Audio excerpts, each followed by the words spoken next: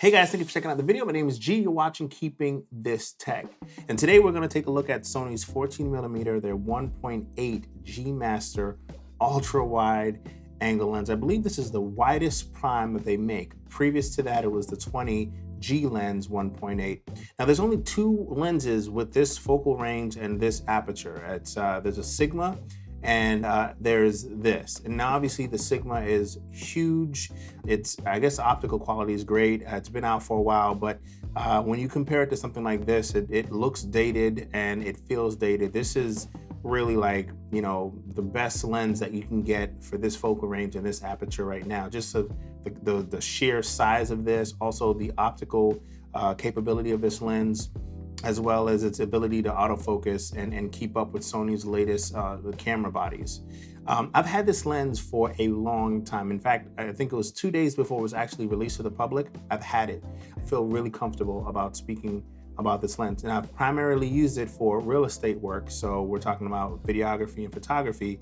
And so that's the space that I'm coming from. I mean, as far as I can tell, this lens is just fantastic. Now, I am in the camp that believes, 14mm is way too wide for real estate all of the time, so I really do believe that depending on what you're shooting, versatility is king, and having something either, the 12 to 24, whether it be the G or the G Master, or even the 16 to 35, that'll get you a lot more coverage depending on what you're shooting. I cover the Boston market, and there's a ton of homes, apartments, condos, you name it, that are just really, really small. Now these places are pretty, luxurious, and they're expensive, but they're small. And so having something like 14mm, I can get away with that with this a lot of the times. I could have this on my camera and shoot the whole apartment and not really feel bad about it, because you absolutely need the focal length when you're dealing with, some type of spaces. Where I feel this lens really, really shines is in video. I think video, this lens just takes the cake.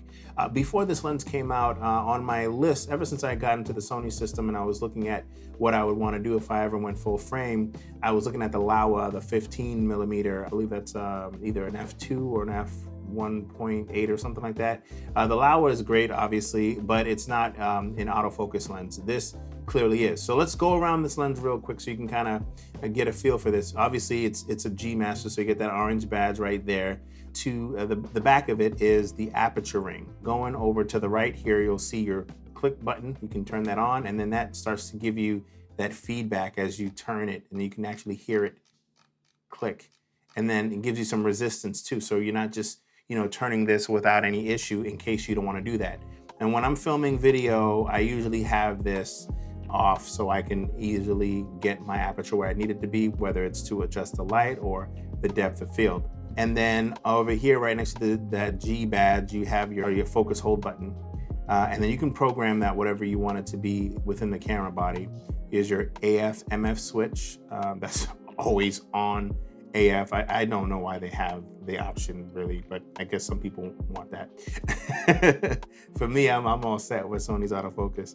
And speaking of focus, this is the focus ring. And then this has a bulbous front, so no filter threads for this. And instead of that, you have some cutout here for the back where you can go ahead and do that. I believe the box came with a little template for you to cut out your own gels. I picked up this kit from Haida. As you can see, I haven't even unboxed it yet, and I've had this lens for a while, and I've actually had this for a while too. I ended up just picking it up just because there's shortages everywhere, and I'm like, one of these days I'm gonna need it, and I'm not gonna have it. So I have it here, and I haven't had the real need to set this up just yet, because I'm able to do what I need to do with the aperture ring. I think if I were shooting, a scene with people in it and I wanted to do the depth of field, I'd have this here, but this is just good to have just in case. So yeah, this could be problematic, if you want to shoot video and have wide shots and you don't want to deal with having the rear lens filters or whatever. So I totally get that. But for me, again, for real estate, I think you're perfectly fine with this. For video, it really, really shines.